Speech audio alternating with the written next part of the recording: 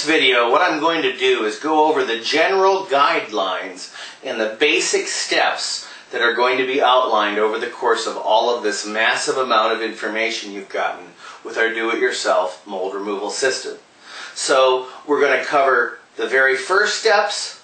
We went over in the last video how to get your personal protective equipment, the tools that you're going to need. We went shopping at Home Depot. We showed you where to buy the products. So now I want to give you a basic overview of exactly what is involved in your own mold removal cleanup.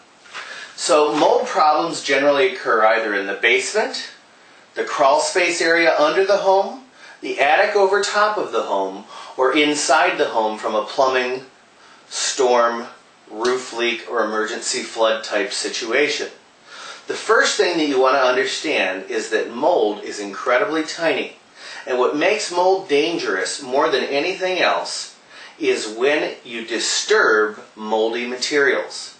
In 1 square inch of flowering mold, that's a little tiny spot about the size of my thumb, you can have anywhere from 3 to 6 million spores.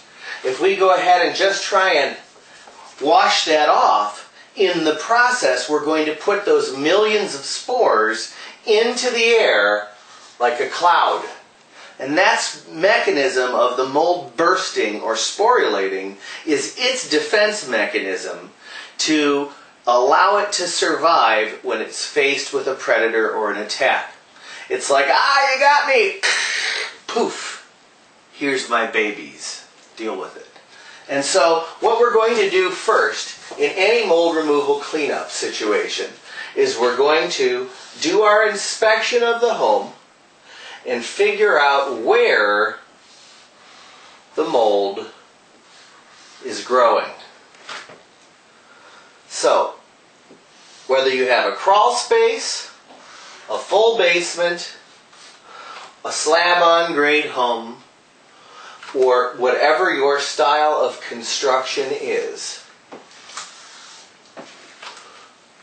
you need to go through your house from top to bottom with a bright flashlight and your naked eyeball. Folks, the best tools you can have for treating mold is your eye and a bright flashlight. By simply shining your flashlight along the area to be inspected, it will reveal in 3 dimensions physical flowering mold growth. The colors can be anywhere from red to green to yellow to white to even dark blue and black, brown, and shades of gray, and virtually every other color in between. Believe it or not, mold can even be orange. It's called a rust mold, or a variety of colors of brown. So the color is the least important factor. The color is based on speciation, or what kind of mold it is, and the color is also based on the food source, or what material is the mold eating. So let's say that we have identified your house has a full basement, and during the course of a flood, water seeped along the walls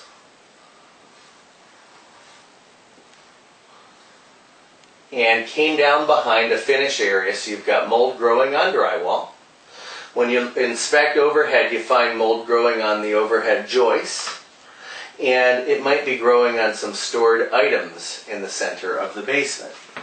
I know I'm a terrible artist, but in this particular case, what we would do is we would seal off completely the basement from the rest of the house, whether it be 1 or 2 stories. And the first way to do this is to go through, watch the video, how we tape over the registers, the returns, the supplies, and how we seal off any furnace areas that exist in the basement by wrapping them in a plastic membrane system to keep that stuff, those tiny little spores, from coming upwards via your air duct system and into the house. The next thing that we want to do is we want to turn off the thermostat. We want to make sure that we're not running any heat or any cold, and if you're doing the job in the middle of winter and you need heat, you need to use supplemental electric heat rather than forced air, which can suck air from the basement area and put it upstairs. So the first area is the fact of sealing off the area that you're going to be working on. By the same token, if you're going to be working up in your attic, we want to make a barrier between the attic and the first floor by sealing off the room where you access the hatch to get up into the attic and covering everything in that room with plastic and sealing the door so that nothing can get from the attic into the living space beneath it. Same thing with a crawl space. If you have a crawl space, you want to isolate the crawl space from the area where you're going to be doing the treatment. If you had a roof leak and you have an area affected on the first or second floor, you want to seal off the room with plastic and duct tape. And that can be found in the videos of how to seal off the area of your home where the mold is in fact growing. So now that you've done the basic step of isolation,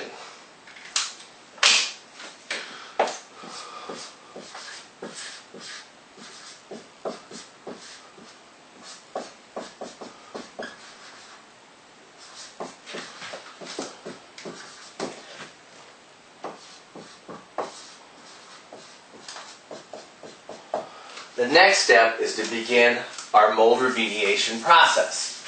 Now, the mold remediation process that we are going to boil down to 5 or 6 simple steps for you to do involves first, isolating the area of the growth.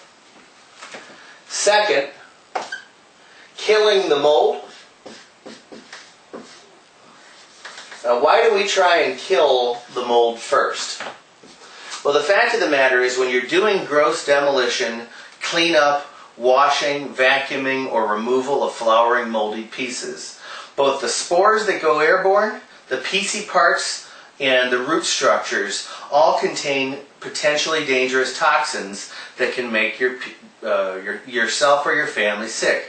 These can be dermally absorbed directly through the skin, or they can be inhaled through the lungs, or they can go into any orifice of your body and in some cases begin to grow. So the first thing we want to do is to kill the mold, and we do that by fogging with the hydrogen peroxide solution. You have in your list of do-it-yourself mold recipes a series of recipes that involve hydrogen peroxide, baking soda, dish soap, even boric acid, hydrogen peroxide, and a variety of others. They all work well. Personally, I prefer to use straight hydrogen peroxide right out of the brown bottle, and I like to mix that with a simple solution of a little bit of dish soap.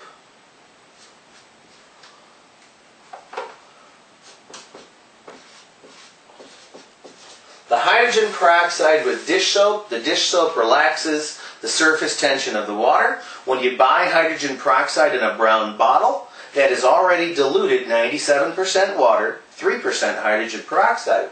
By adding the dish soap component to the 97% water, it relaxes the surface tension of the water and makes it penetrate more deeply into the roots of the substrate, completely eliminating the root structures, or helping to eliminate the root structures. The root structures get completely eliminated when we get to the step of preventing the mold from coming back. So the first thing we do is we go around and we run our new fogger with a hydrogen peroxide solution, either from the mold recipe book or using straight peroxide with a little bit of dish soap right out of the brown bottle from Walmart.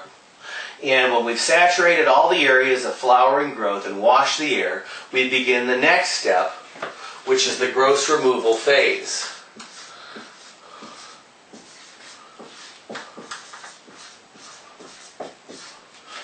Gross removal involves removing the flowering growth.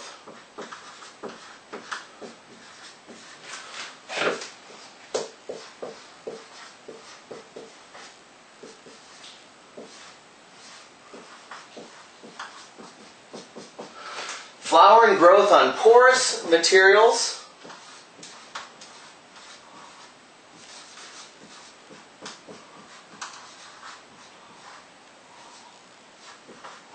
like drywall and unsealed wood, or like drywall and paper products, cardboard, fabrics,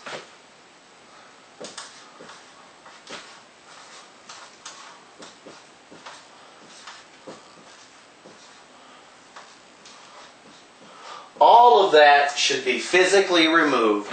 You can watch our video on the drywall removal to see how to do your demolition. But before you want to do any of that removal, you want to fog it all down to kill as much of the flowering mold as possible. Wait 10 minutes for the peroxide to react, and then start your flower and growth removal phase, or gross removal.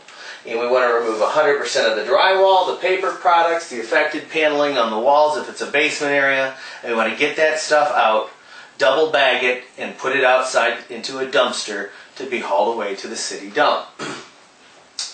Once you've done the gross removal phase, you may want to do stain removal. Stain removal is important on areas that are going to remain exposed after the remediation project. The number one reason for stain removal is for future home sales. If you're looking to sell your home sometime down the road and the mold was growing on the exposed rafters in the attic, or the exposed rafters in a crawl space area, or a basement that are not going to be covered up with new drywall, we want to get rid of the stains themselves. There's two ways to do this. One is soda blasting. That is not what most do-it-yourselfers are going to be into, although you can buy a soda blaster from Harbor Freight Tools if you'd like to, and use the soda blaster. Or more of our customers use chemical stain remover. And unfortunately, the best chemical stain remover that I've ever found is straight bleach.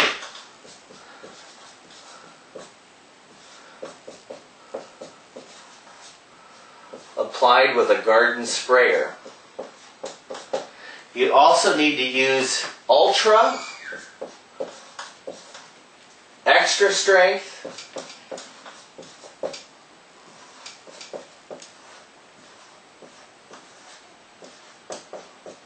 or outdoor.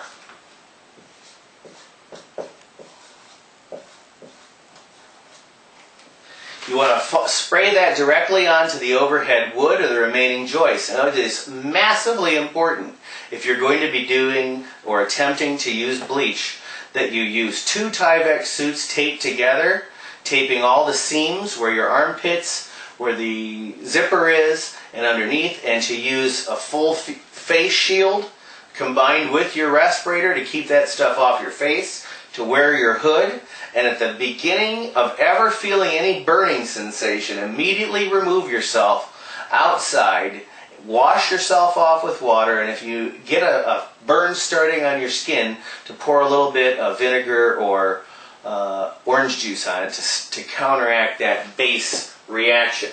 Now be aware, when you're using bleach on wood-based materials, you're releasing a powerful environmental toxin called dioxin. So if you do stain removal, the very next step would be to run your ozone generator for a few hours to destroy the VOCs and the chemicals that are off-gassed when bleach is applied to cellulose. After you've turned off the ozone machine, you are going to come back and you're going to apply the borate solution. What does that mean? Applying the borate allows you to kill the roots.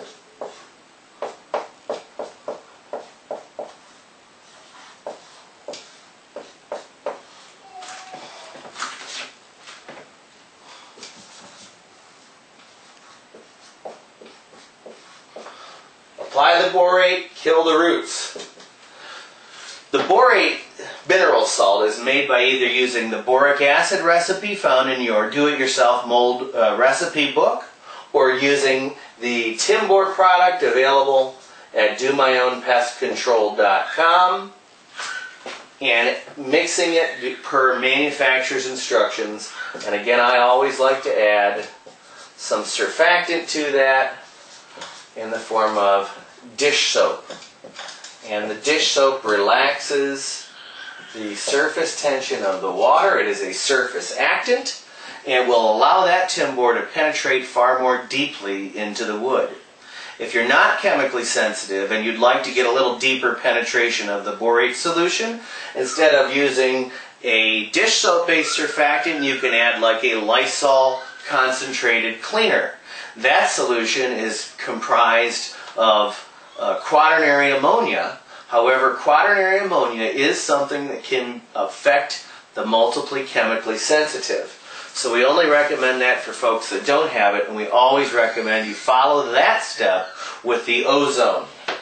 So after the way that we apply the borate, you have to watch the videos and you'll see how to mix it, how to add the dish soap, how to put it in a garden sprayer, or how to use my Spray Like a Boss professional spray rig for under $200.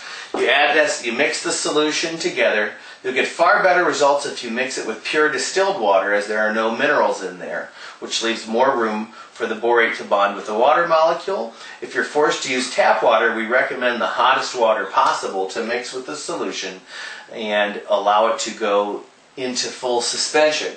You're going to apply that with your hand spray rig or your Spray It Like a Boss spray rig. And once you've soaked all of the structural members that are going to remain, the overhead joists and decking boards, the concrete block walls or cement walls, the joists and rafters in a basement area, or the stud areas behind any areas of removed drywall, those are the things that are going to get treated with the borate inhibitor. And I promise you, anything that's been treated with that borate inhibitor, as long as it remains dry, will never become a food source for mold, because the mineral salt gets into the wood, and if a mold spore lands on it and tries to uptake that mineral salt-based poison, it dies. Same thing if a carpenter ant, a wood boring beetle, or a termite would eat any of the wood that's been sprayed with that borate inhibitor. It will get a belly full and it will die.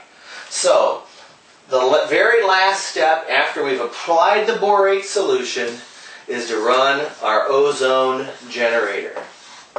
Now all of this is again being done in the portion of the home that's been isolated because it's the area of the growth. You're going to look in your ozone generator manual, which can be downloaded under the manual tab at www.ozonegenerator20000.com. That's www.ozonegenerator20000.com.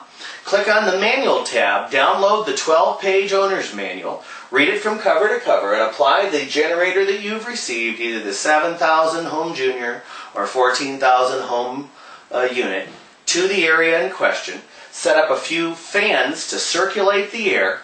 Set your timer so it will turn off an hour before you return, and then let that ozone fill that space, and it will get into the nooks and the crannies and the crevices and the hidden spots in the insulation and in between the boards where they're nailed together in your home, and it will get all of the mold spores that you can't see that you missed in your amateur attempt at remediation.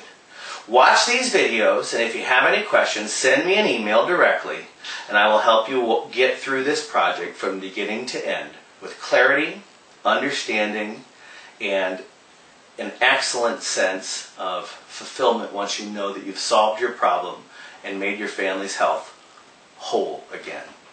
Thanks so much for purchasing and investing. We look forward to helping you get through this terrible time. I'm the inventor, and thank you.